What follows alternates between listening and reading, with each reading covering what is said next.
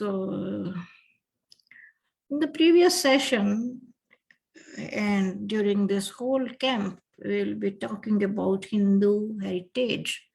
What the heritage is, Dr. Chandra discussed in the first session, and the gifts were discussed in the last session, previous session.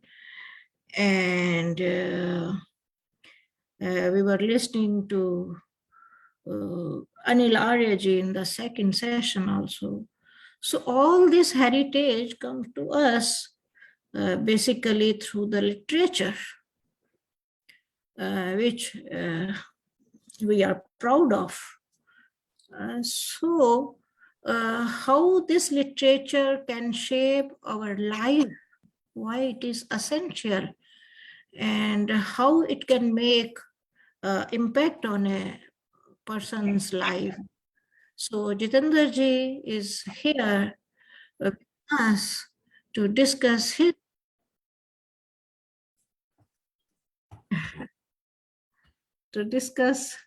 his experience, because give me a second.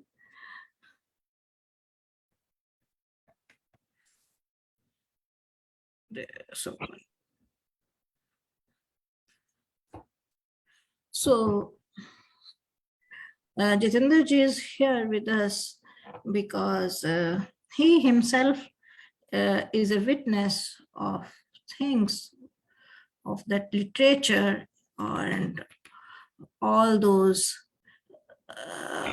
impacts he has gone through, that the study of this literature and learnings and education, like we all are here together during this camp program, summer program, to learn about it more and more and to discuss if we have some question. But if all these things, all this learning does not make any impact on our life, that will be why should people join us? Because ultimate goal is to change, to make our life more enriched and more vibrant and full of happiness and a good life.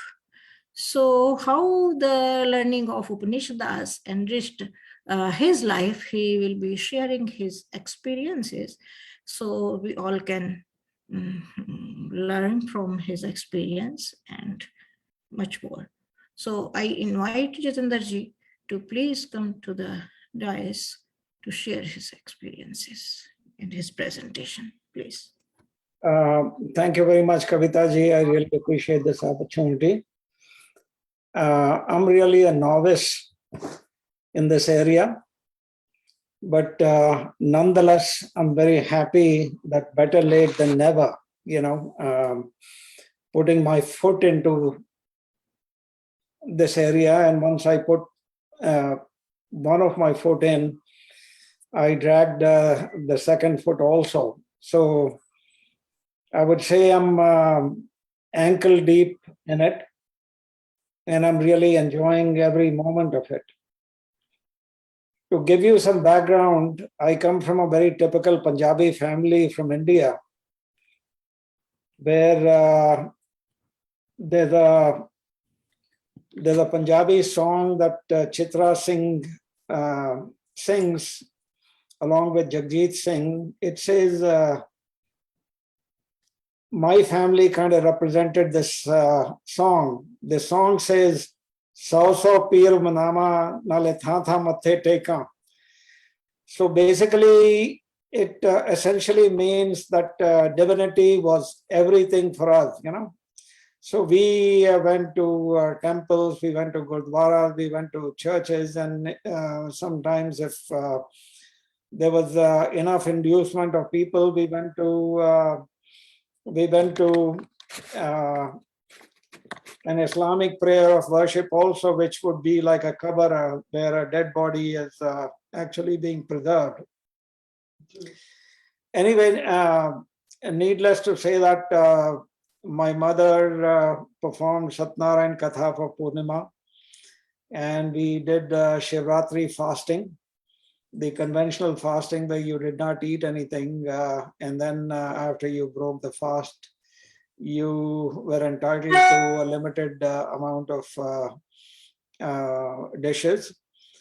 Then we participated in Navratri fasting, Lakshmi Puja for Deepavali, and then Hanuman temple on every Saturday. The beauty of some of these visits to the temples was that you got some prasad as after the visit. You got some prasad and usually a little bit of coconut water as charnamat during the temple visit. Compared to that, my father on the other side would induce us to actually go to the Arya Samaj. There was a local Arya Samaj that we went to, but we never got any prasad. So there was no incentive for us to actually be attending the Arya Samaj. Needless to say, with all that equipped with this background, I came to the USA. I thought in the US there was respect to the other faiths, but I realized that it was more of a superstition than really respect for the other faith. I remember giving a bracelet to an Italian friend of mine who was a staunch Catholic, and the bracelet had an image of Lord Krishna. Oh, he was very excited to actually be receiving it from me and was very thankful. Only for one day, next day he came back and he said, my wife is feeling very superstitious about this thing, so he ended up returning it back to me. Then my boss was a German Lutheran background, and we always discussed our religious background, and it became a private joke between us when either of us used to sneeze. It's customary in the US to say God bless you, and always my boss would end up asking me, your God or my God, So finally, because he was my boss, I ended up conceding a number of times until I was there working for 2 or 3 years. I could muster up enough courage. Next time one of us sneezed and my boss said, your God or my God, I said, Bob, if you want the omnipresent one, then it has to be my God, If you want somebody, some God that is local here, then it's yours. I said, mine is omnipresent. I said, mine is omnipresent, omniscient, and omnipotent. So you take your pick which one you want, So needless to say, it appeared funny at that time. And then I end up getting married to a Shiva devotee. And she brought in with her the concept of the third eye of Shiva, which is supposed to be spying on the husband to make sure the husband is on the right track. And then a wave of Santoshi Mata vrats. Any wish that you had, would come true if you fasted for 16 Fridays at a time. Now, can you imagine, after all this background, we end up in Westchester County of New York, where there are no temples at all. And the only place for us to actually meet for worship was the local Arya Samaj. Initially, the experience was getting adjusted to the routine of the Arya Samaj. But it didn't take long for us to actually become part of the membership. Started participating more regularly. There were families with the same age group as we were, with children almost the same age group. So it became an excellent socializing event in addition to worshiping together. So we started enjoying the hospitality of the host families. learning some things at the Arya Samaj, but whatever we learned, the retention was for a very short duration. Maybe a week or two. You shared your experience with the family, and a month later, you pretty much forgot everything. Until we got to a stage where we started having Havan in our house for special occasions like marriage anniversaries or children's birthdays. We started inviting Pandit Jigyasuji. Pandit Jigyasuji, that many people was a Pandit who lived in Queens. He was a very staunch Arya Samaji. A lot of the Arya Samaj community in the USA give credit to him for starting the first Arya Samaj in his garage in the mid-70s. Needless to say, Pandit Jigyasu had a very unique way of actually connecting with his audience. He always gave you a little bit of information to ponder or think about, asked you some questions during the Havan, and many a times you did not have the answers for it. And when he explained it, he did a very thorough job in explaining this to you. And a regular meeting with Pandit Jigyasuji awakened the curiosity in you to learn more and more about our Vedic Sanskriti. And after he passed away about 15 or so years ago, his daughter took up the charge, and I had the opportunity to learn a little bit under her. And she, again, while following on the footsteps of her father, had her own unique ways of actually explaining things. We used to rant the Sandhya mantras, and without really fully understanding the significance of them or the meanings of them. It was interesting that Dr. Devbala simplified the Sandhya mantras to basically summarize the three primary duties that we all have. So the three primary duties she broke down into: the first duty that everybody has is towards themselves. The second duty that everybody has is towards people who are dependent on you. This could be your family members, this could be your pets, plants, and this could be the seniors in your family, the elderly in your family that you need to attend to. And once you have satisfied the first duty and the second duty, the third duty was towards God.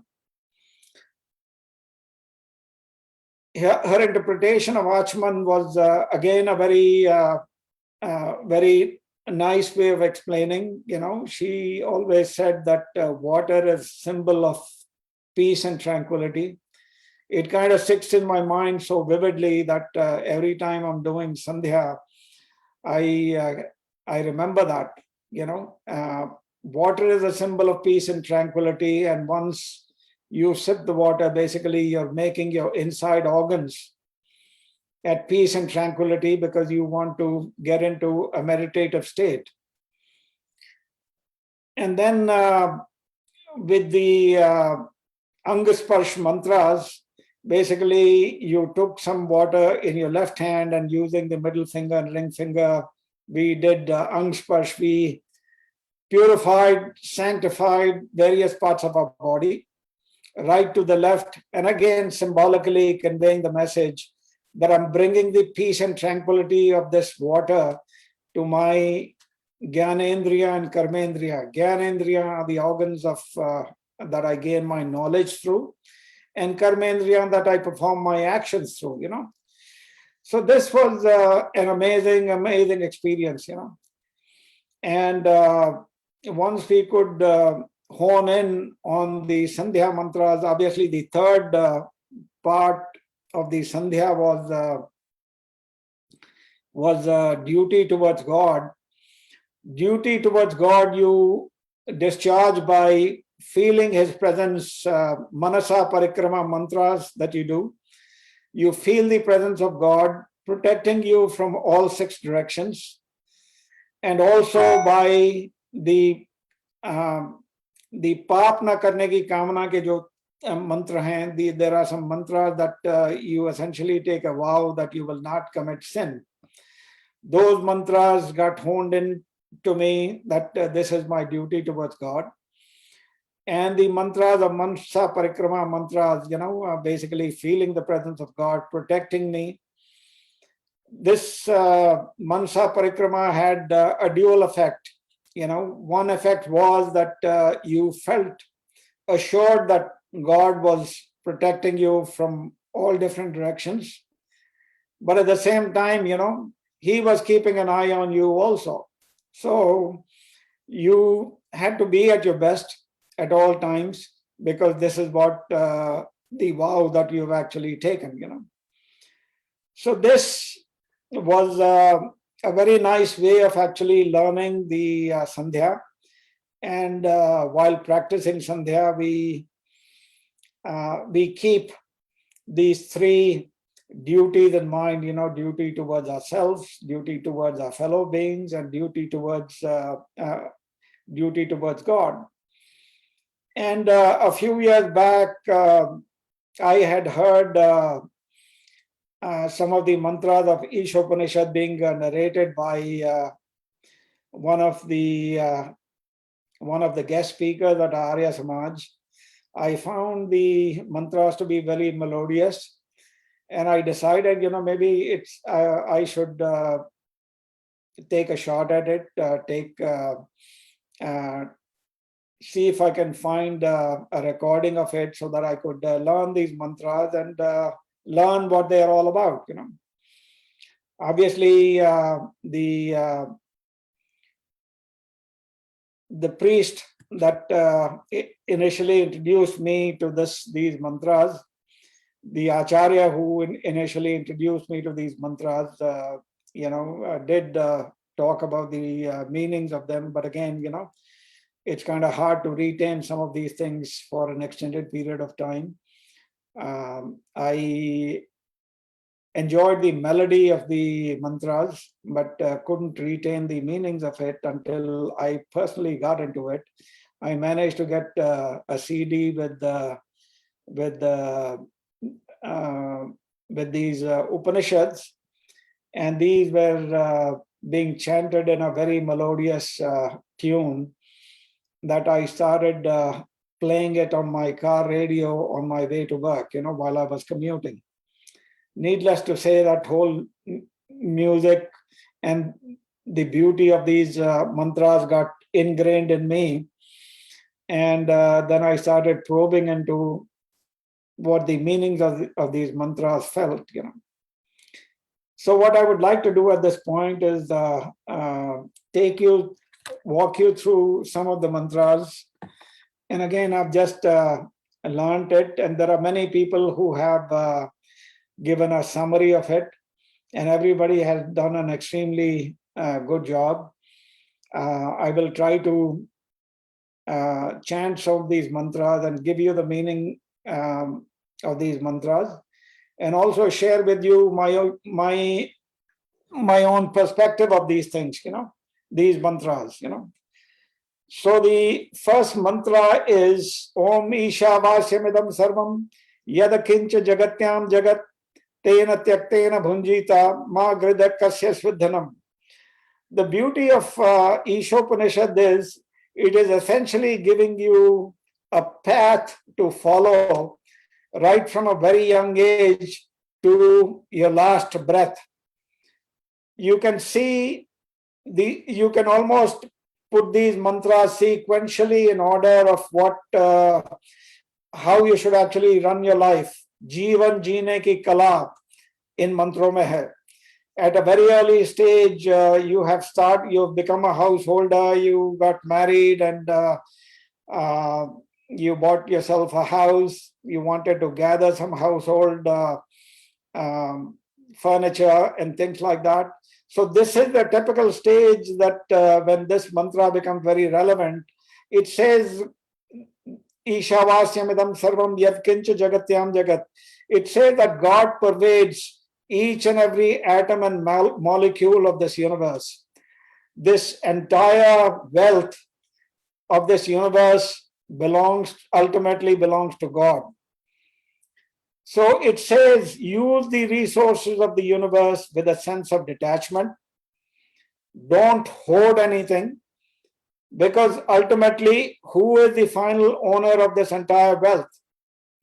Ultimate owner of this entire wealth is God. So always keep that in mind, and keep that in mind that Ishavasyamadam Sarvam, that God pervades each and every atom and molecule of this universe. Tena tyaktena bhunjita, consume with a sense of detachment. Whatever is mine today was somebody else's yesterday and is going to be somebody else's tomorrow. So if I'm attached to it, separating from it is going to be tormenting for me. So it is better to consume the resources with a sense of detachment, not hoard anything that you have. And basically, if you're hoarding, basically start giving these things up, because it does not make sense to actually hoard anything, because the resources that God has provided belongs to each and every Jivatma. It is not just a human being. It is not just might is right, or people who are wealthy. It is not their right alone. It is the right of each and every Jivatma, each and every soul that is living on this planet has an equal right to the resources of this planet. So the second mantra of Ishopanishad says, Kuruvanne veha karmani jijiviche chatagum sama evam tvai nanyate to asti na karma lipyate na re. It's a very beautiful mantra. The first mantra told me as far as the resources of the universe is concerned. Now the second mantra is basically telling nishkam karm karte hue 100 saal jeene ki ichha rakho. So by doing selfless duty, have a desire to live for 100 years. It says, evam tvai nanyate to asti. It is saying that you don't have any other option than this. And then it further says, kurvanne veha karmani jiji visheshatakum sama evam tvai nanyate to asti na karma lipyate nare. In the process of nishkam karma, in the process of selfless duty, any impediments that you come across, they will not deter you, they will not impact you, they will not mar you or leave a stain on you. Don't be intimidated or troubled by these impediments that come in the way of Nishkam Karma. Just be focused on your duty and continue to do Nishkam Karma and continue to have this Jiji Vishesh, have the desire to live for at least 100 years. So the first mantra actually told me about the resources. The second mantra is talking about karma, what kind of karma I should be performing, and that is nishkam karma, selfless duty, and desiring to live for 100 years. The third mantra, again a very beautiful mantra. The third mantra says, Asurya namate loka andhena tamasa avrita taste prithyapi ganchanti yeke cha atmahano jana. This mantra says that God resides within us as an inner voice, keeping us, guiding us through fear and through lajja, through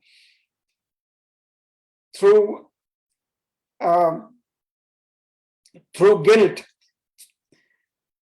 so that you listen to your inner voice, give it due consideration. Asuryanamate loka. If we persistently neglect the inner voice that is trying to steer you on the right path, it says you will end up Asurya, you will end up Asuron ki jati mein, less than human life you will be reborn into after death. So you don't want to be born into Asur jati. Or Asurya also means Asurya, where the sun doesn't come at all. So you will be born in total darkness if you persistently neglect the inner voice that's actually trying to guide you from doing something wrong. At every point, it makes you nervous. If you're trying to do something wrong, it sends you a signal of guilt, and that guilt is a caution for you to change or steer the path onto the right side, so that you don't end up committing a sin that you will be regretting later on. So that was the third mantra. These three mantras are extremely important because Gandhiji was once asked if all the Vedic literature that we had disappeared for one reason or the other in some kind of a calamity, either in a fire or in a flood, would it be a major loss to humanity? So Gandhiji basically said if everything was destroyed and only the first three mantras of each Upanishad were salvageable, he said mankind would still be okay, because these three mantras will show them the light and put them on the right path. So those are the three mantras that I was very much impressed by. Then the next mantra that really made an impact on me, about 20 so years ago, I was a non-vegetarian. I ate everything that was on my plate. Basically, I used to live with an American family, so ended up consuming whatever they made. But about 15, 20 years ago, it was a big transformation for me once I got a little bit more into these Upanishads as well as into the Arya Samaj. And that was, needless to say, it was a big change in direction. The fourth mantra, or really the sixth mantra, was another one that made a major impact. It says, Yastu sarvani bhutani atmaneva evan upashyati sarva bhuteshu cha atmanam tato na vijugupsate. So basically, in Mahabharata, at the time of Mahabharata, Sri Krishna tells Arjun, he says, don't be afraid, you are in me and I'm in you. So now just imagine that God is in you and you are in God. So that means that every Jivatma is in you, because all Jivatmas are in God and God is in you. That means every Jivatma pervading this entire universe is in you, so they all have the right chance at God. So it's almost like they are standing in line and they are just equidistant to God. Whatever chance you have, a dog has the same chance, a cat has the same chance, or a mice has the same chance, basically. Dr. Devbala used to describe these animals as patients repaying their dues because of their past life karmas. So just imagine that this dog could have been some person, who for one reason or the other, because of the bad karmas, ended up being reborn as a god. So they all have equal access to God as I have. So I have to respect each and every soul that lives in that resides on the planet, or who's sharing the resources with me, sharing these resources of the planet. There's a very well known saying in Telugu, Manava Sevane Madhava Seva. Many people think that our worship is actually limited to praying to God. But the bigger aspect of worship is actually taking care of the creation of God, So the creation of God includes the animals, includes the prakriti that you see outside, includes the trees, the mountains, the waterways and everything. So your duty is not just to God itself, but also to the resources that God has created. So that indirectly tells you that polluting is really a big sin that you're committing against God. So the next mantra that really made a big impact on me is the two types of education that this Ishopanishad talks about. Ishopanishad talks about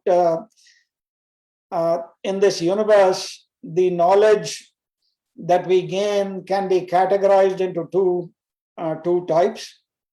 The knowledge about God, the knowledge about divinity is called Vidya, and everything other than Vidya is Avidya. So the education that we are getting in schools and colleges is Avidya. It does not mean lack of knowledge or ignorance. In this particular context, it means the knowledge, the worldly knowledge, the knowledge about the material world. Knowledge about God is the knowledge about the spiritual world. So basically, the entire knowledge in this entire universe is divided into these two categories. One is the knowledge about divinity, the other one is knowledge about the material knowledge. So many people, when you typically ask them, what type of knowledge would you focus on, they all want to jump and say, I want to learn about, I want to get Vidya, and I don't want any Avidya. Interestingly, Ishopanishad basically says you need both. Ishopanishad realistically says that if you want to get by in life, you need a combination of both. You need avidya to navigate through this mortal world. You need this avidya to actually get a job. You need avidya because you have to feed your family. You need avidya to actually get by, to travel, to understand what this universe is all about, And then you'll get to a stage in life where you want to, like they say, bhav sagar ke paar utarna hai. I want to devote some time towards spirituality. I want to end the cycle of birth and death. So basically, because of that, I need to focus on Vidya at a particular stage in my life, get more and more deeper into it so that you attain the ultimate liberation. So the knowledge has to go, Vidya and Avidya has to go hand in hand so that we are achieving the material wealth that we need in this world. At the same time, we need spiritual knowledge also so that we can attain liberation to the cycle of birth and death. So a similar mantra talks about sambhuti and asambhuti. Sambhutim cha vinasham cha yastad vedo bhayam saha vinasena mrityum titva sambhutya amritam ashnute. So this mantra is basically telling you that your duty has to be divided into two categories. So we have the duty towards ourselves and then duty towards the community. Here again, people who jump and say that, I just want to dedicate my entire life towards the community service. This mantra basically says, that is not right. You should not do that. Basically, you can gain something from sambhuti and you gain something from asambhuti. So basically, they both are important and relevant in your life. You need to focus on your personal development, and through personal development, you will be in a position to prolong your lifespan. And once you prolong your lifespan, you can dedicate that prolonged lifespan towards the community, to the upliftment of community, and towards giving back to the community. So that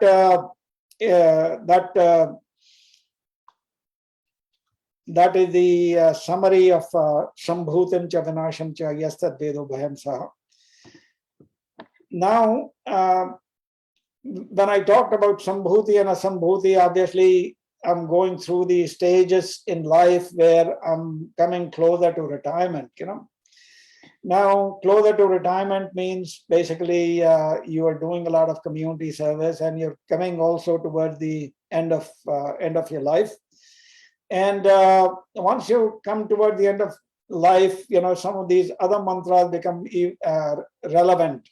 There's a mantra immediately following that it says, Hiranmayena patrena satya sami tammukham tatvam pushanna pavrato satya dharmaya drishtaye. So this mantra is basically highlighting a person as he's getting older, getting closer to death, he's becoming more curious or wants to know more about God. And in the process of his curiosity to know more about God, he realizes that there's a barrier between the material world and spiritual world. And this mantra basically says this barrier is in the form of a golden lid. This golden lid is trying to keep you in the material world and not allow you to look beyond the material world into the spiritual world. So this mantra is actually telling you that if you encounter difficulty in actually pushing this lid open, which happens to be very heavy also, pushing this lid open to see if you can look beyond that. And if you have trouble pushing this lid open, pray to God, pray to Surya to help you so that you could push this lid up and see Satya Dharmaya Drishtaye, so that I can see what the reality, what God is like. So this mantra basically is trying to give you an idea of transitioning between the material world into the spiritual world, the path that you have to take. Sometimes you have to make an effort. There is a Jain bhajan which says that jiski mahima itni sundar, wo kitna sundar hoga. So that means the creation is so beautiful. I can imagine how beautiful the creator would be, the creator of this universe would be. So that is a sense the mantra of this, the meaning of this mantra. And then I get really goosebumps when I'm actually narrating this mantra. Unfortunately, this year has been tormenting for us in the sense we lost a number of our loved ones in the community. And actually, the first one happened on the 1st of January itself, where Mataji, she was a domestic help in the Westchester community. She helped a number of families with their cooking and taking care of the children, babysitting needs or cooking needs. And when she passed away on New Year's Eve, and we got a call, and this was at a very peak time of COVID. The body was actually sent to a local funeral home. And one of our good friends of Arya Samaj of suburban New York, Ranjana Chopra ji, she called me and said, Jethinder ji, you have to do the Antim Samskar for this lady. I said, unfortunately, I have never done anything like that. This type of samskar, but she says that please try to get the necessary resources so that you could help us with this thing. Needless to say, God works in a very mysterious ways. A couple of weeks ago, in the middle of December, a friend of ours, Raman Kaul, she was cleaning up her house, and they were relocating to a smaller house.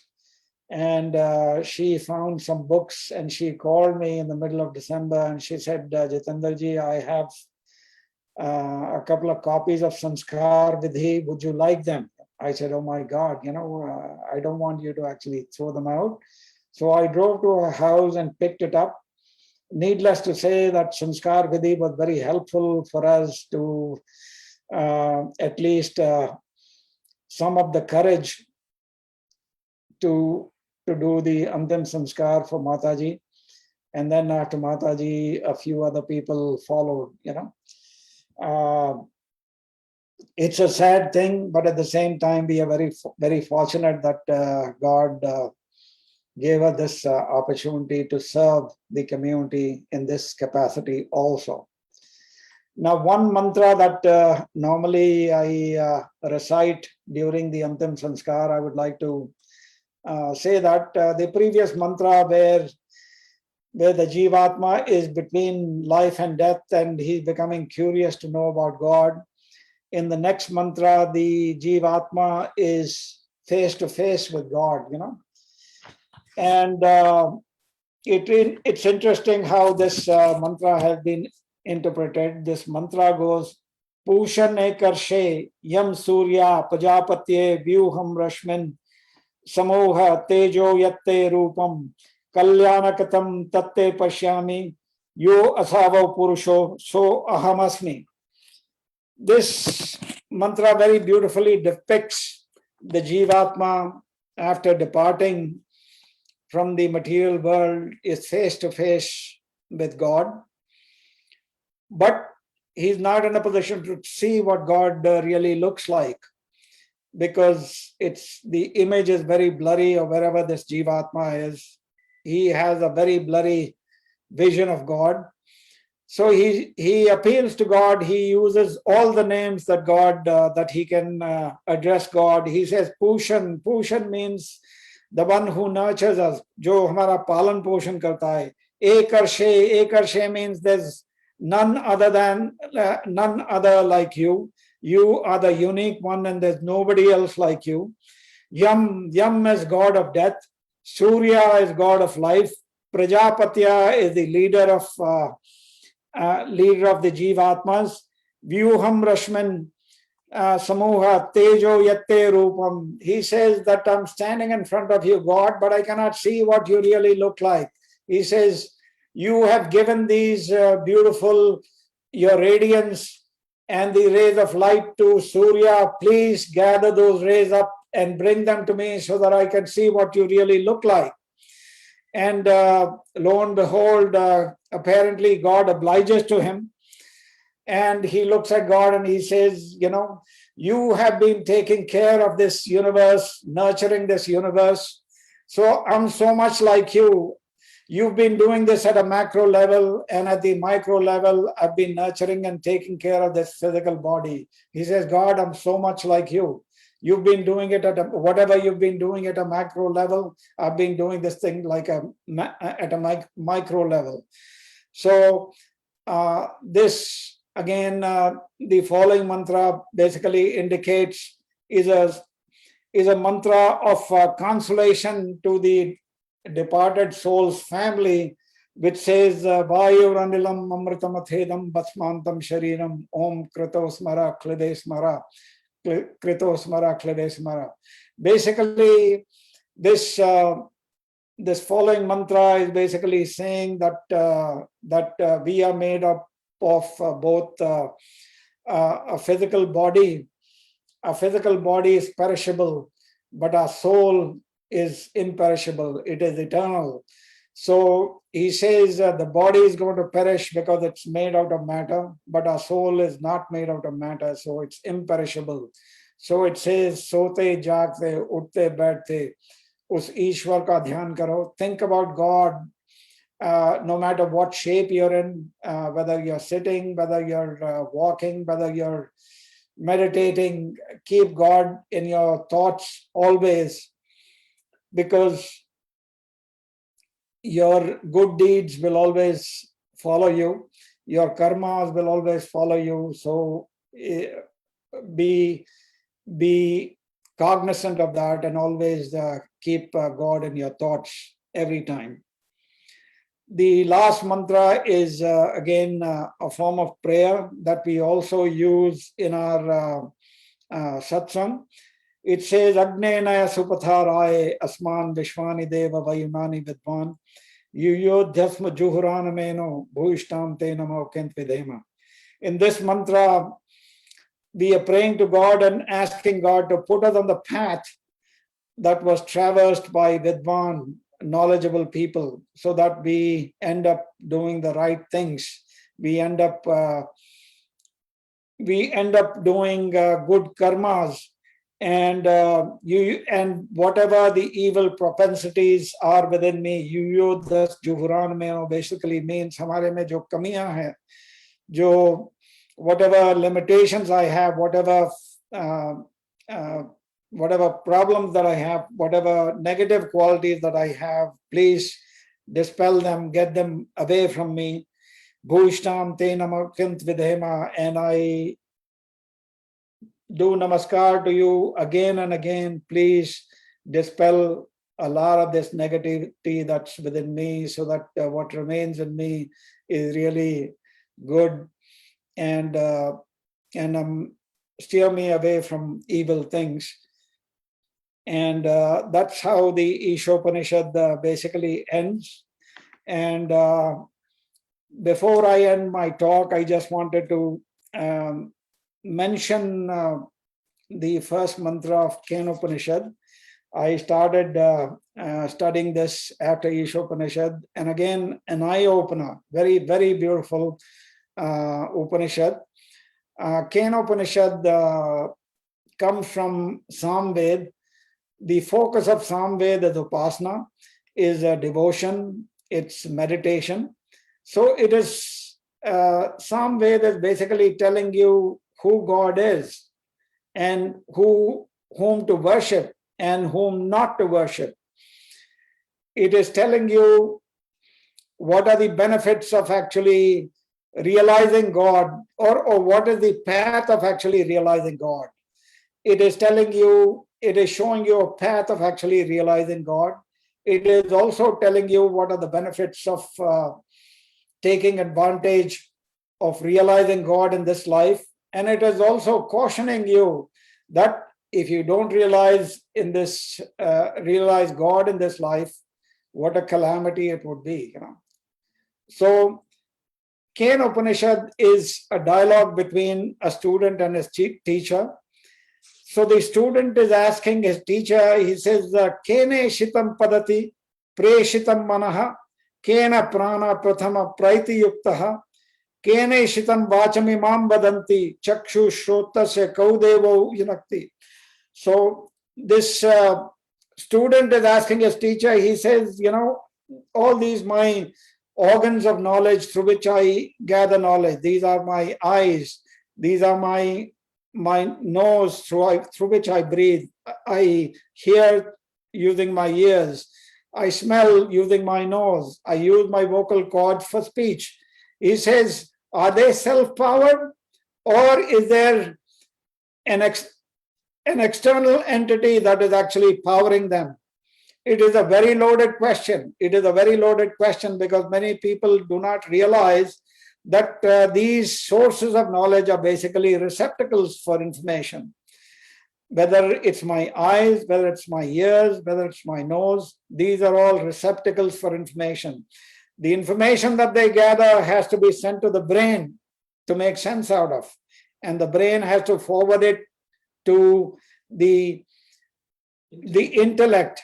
So if I don't have the brain, if I don't have the intellect, all the information that is being gathered by these sense organs is immaterial, doesn't really mean anything. Now just imagine there's a dead body. The dead body still has the brain in it, and it has all these sense organs intact. Nothing has happened to these sense organs. But what is happening to the information that it is getting? It is seeing, or it's coming to its ears. Unfortunately, because it was disconnected. So there was an external source that was actually connected to the mind. So our Atma was actually connected to the mind, which powered the mind, and it told the mind that you are the central processing unit of this entire body. Now manage this entire body. manage all the sense organs, manage all the motor organs, and manage the insides of the body. Now, what has happened is at the time of death, that the body, everything is still the same. The only thing is that connection to the Atma is lost. So really, once that connection is lost, everything comes down to a standstill. So these sense organs cannot do anything, cannot see, comprehend, or make any conclusions out of it, although the brain is still there. So this is a powerful eye-opener, which basically tells you that there is an external source that is driving my sense organs. So I need to be respectful and vigilant of every bit of information that is being gathered by my sense organs, and really be thankful to that external source that is helping me make sense out of the information that these receptacles are gathering.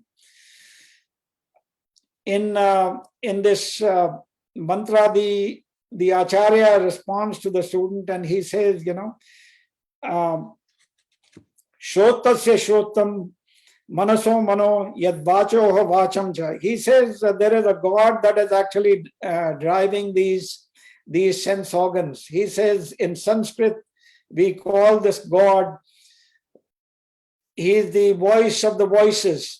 He's the eye of the eyes. He's the eye of the billions of the eyes. He's the ear of the billions of ears.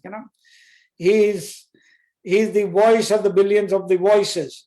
So basically, it's the external source that is actually driving. And then the Acharya continues on to say, Na tatra chakshur gacchati, na bhag gacchati.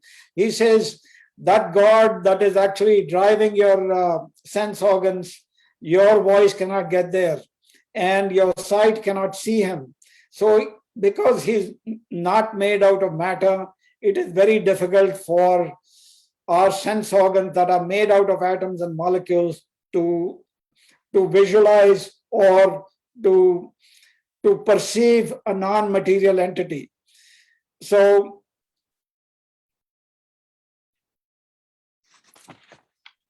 that is the way the Acharya actually describes to the student, and he says it's going to be hard for me to explain what this external entity that is driving your sense organs is about.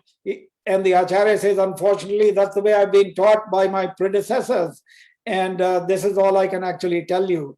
He says that divine entity is somewhere between the known and the unknown.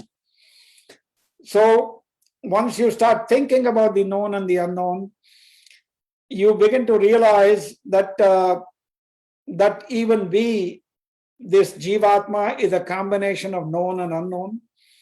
Basically, people who go to religion, who develop interest in religion, they can be categorized into two areas.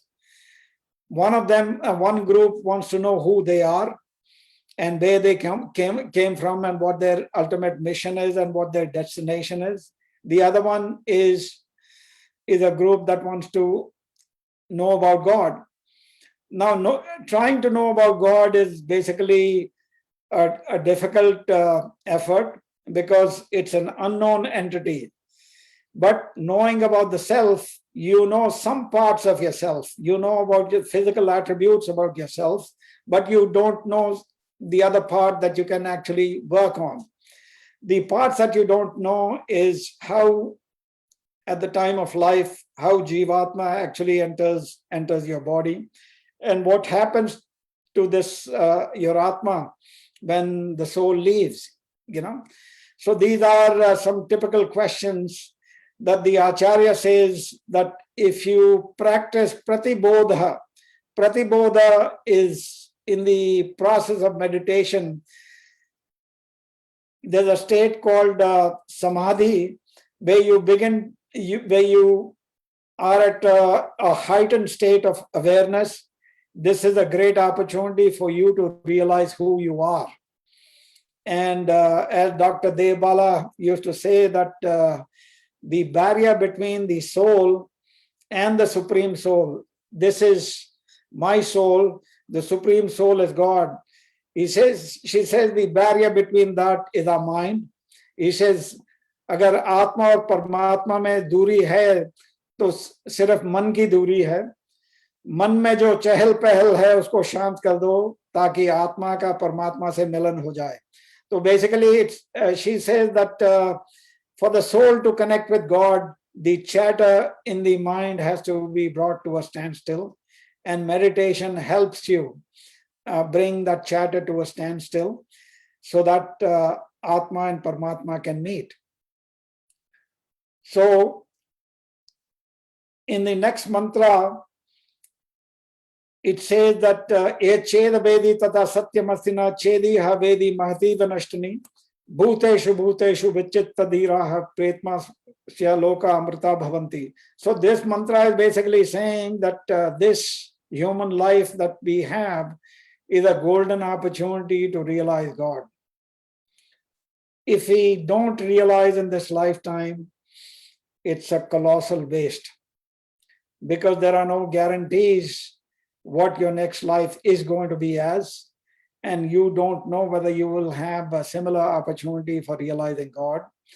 So basically this mantra says, make your best effort to realizing God in this life, so that this can be the most productive way that you have actually spent this life. Otherwise, unfortunately, it would be a futile life. It would be a colossal waste of this entire life. So this is where I would like to wrap up and basically say that we need to make our best effort to realizing God in this life. I really appreciate this opportunity that Kavita ji and Acharya Harishchandra ji gave me. I'm really a very novice at this, and I hope the hundreds of mistakes that I've made in the process of narrating my experiences are forgiven.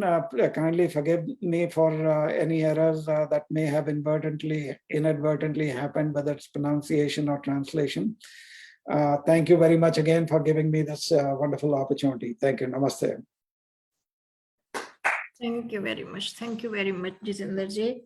It was so nice to know, to learn about your Upanishad studies and everything. I would like to invite questions if people have, and the chat is enabled now. So people can write down their questions, or you can directly ask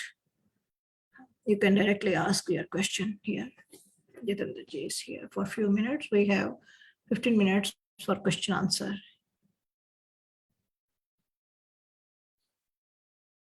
Kindly raise your hand or unmute yourself.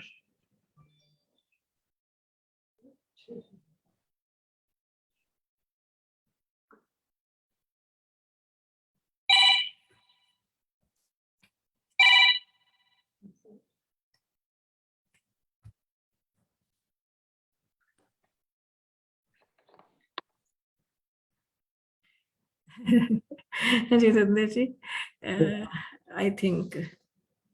No, that's fine. Basically. Yeah, Jethinder ji, Actually, if I may ask a question. Yeah. It's like you have gone through this like a wonderful experience of spirituality here. Looks like that many of the young people or youth in the audience will have to go through. How when that transformation that happened, what was the trigger point? Like, was it certain event or incident, or you just one day decided that you will look into this aspect of spirituality and and your Hindu heritage? Basically, I was encountering a lot of negativity around me. People who did not know our rich culture. We were really looking at some of the things that were happening in India and basically attributing it to our Vedic religion, So it made me curious to at least start taking the first step. And I would say, the biggest player in this whole thing was the Pandit Jigyasuji. He became a regular to our family, whether it was my son's birthday or daughter's birthday or our wedding anniversary or any special events. He would conduct Havan, and he would always leave you with a thought-provoking lesson from the Havan, And some of these things are so beautiful that, they get ingrained, they get, an impression of that actual.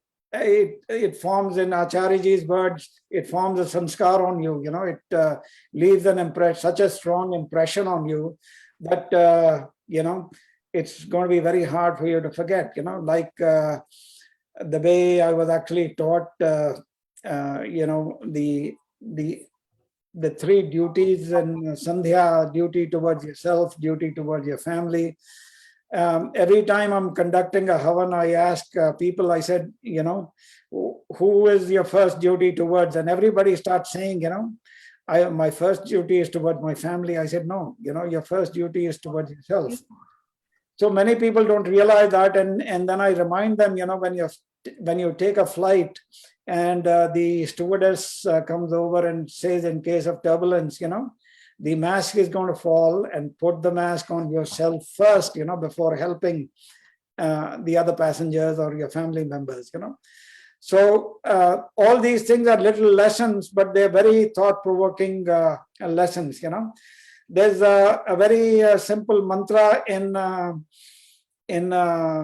during Havan, it says, Om Ayanta Idma Atma Jata Vedastene Dasya Vadasva Cheda Vadhaya Chasman Prajaya.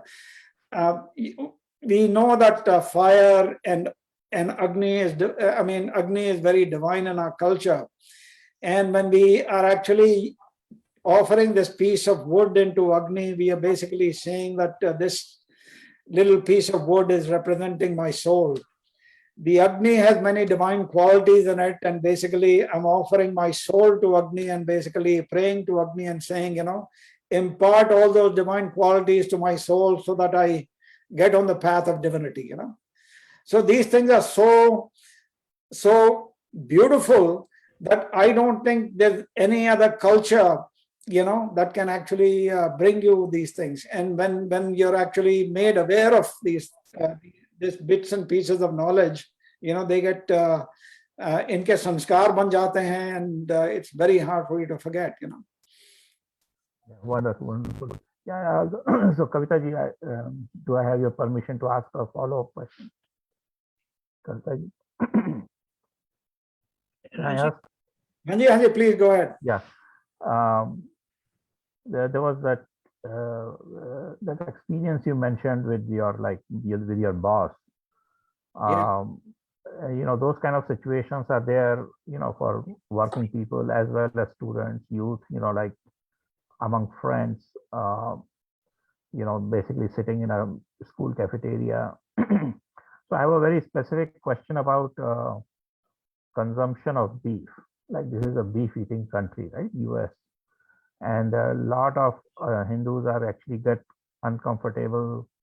Like, I have seen people go to like professional meetings, and they will decide, like, the team decides to, let's go to a steakhouse. So, everybody is busy, eating steaks there. And I've seen this behavior that, so first of all, that the Hindu among in that group will actually lie. They'll say that, okay, I'm a vegetarian, so I'm not going to eat any meat item. And that may not be true, because that person is actually consumes other kinds of meat, but he will not eat beef, obviously. My question is, in your experience, like you had a very wonderful experience throughout these years. Could there be a way to uh, uh, explain that I, as a spiritualist or a Hindu spiritualist, will not consume beef, and say it with courage in front of the mainstream steak eating people? Nowadays it has become much easier because people have begun to realize from all aspects, even from environmental aspects, the amount of resources, natural resources that are needed to raise cattle, far exceeds actually growing crops. Now we are at a stage where these resources are very limited, whether it's land to cultivate agriculture and to grow cattle, to raise cattle, and with the feed and everything, it has become so exorbitant, and these animals end up consuming so many resources that we are pushing the entire humanity to extinction if we don't start curbing, the consumption of all kinds of meat. Right. These days, it is much easier because people have become vegans, people have become vegetarians, people have become have used logical reasons. Even the environmental people are beginning to realize that if the path of meat eating is not sustainable for this universe, so it is better we get on the right track. And even the doctors, from a medical standpoint, talk about the effect of non-vegetarian meals, and then the concept, the Vedic concept itself of a jivatma, basically that being is a being just like me. Maybe it committed some kind of a blunder because of which they came, they got rebirth in the form of an animal. Even if you look at it from a cruelty standpoint, anybody who has actually gone to a meat processing plant where they take livestock and basically, the way they torture them and kill them, the slaughterhouses, it is unfathomable. Even a meat eater would go there. I have a nephew, my brother's son. He used to eat chicken and everything, and then he got a job in a food processing company, and he saw the way these chickens were being slaughtered. Overnight, this guy became a vegetarian. He still works for that company, food processing company, but he requested, he says, put me in designing salads, and they make these different types of salads using vegetarian food for Costco's and Whole Foods and things like that. And he's very happy with that. He just saw the ruthless way that these animals were being treated. If you listen to Sadhguru, he talks about, at the time of death, these animals are so tormented within a few hours that it ends up sending all kinds of venom through their systems and actually poisoning. Basically, they're trying to protect themselves and free themselves up. And in the process, they end up sending a lot of these defense mechanisms, which are detrimental to human consumption. If people eat it, they may end up with cancers and many other types of diseases. What do you tell the people? How do you tell? No, basically you basically convey this message. There has to be a determined effort to talk about vegetarianism, to talk about preventing the cruelty to animals. There's an organization that the Americans have called the SPCA, right? But unfortunately, the cruelty is only limited to cats and dogs. What about somebody has a pet cow, pet calf, or a pet goat or pet sheep, and the children who get exposed to these pets, they don't want to consume them. Even a little girl sees a little fish in her fish tank and she says, I'm not going to eat it. I don't want you to cut it. I don't want you to kill it, And the realization is coming about. And I think the most important thing is, from an environmental standpoint, it is unfathomable. We cannot actually sustain, consumption of such meats. Obviously, you want to be respectful of the other's choice, but again, you want to be firm in your resolve.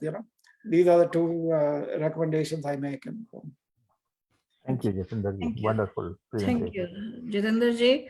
I must say that participants can see how the transformation can take place, because you are an example. Nowadays, we hear about so many things, mostly negative things, when kids go to the universities. It's people have their hidden agendas.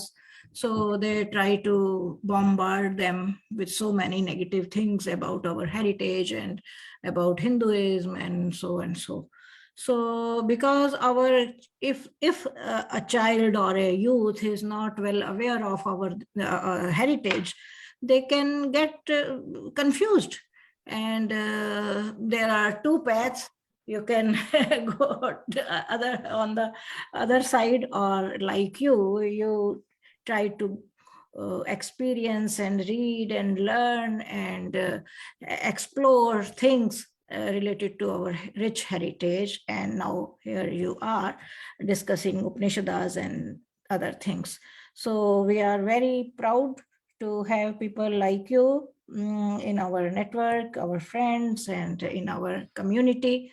And I must say, our youths can learn a lot from you. So thank you very much for being with us. Thank you again. Thank you.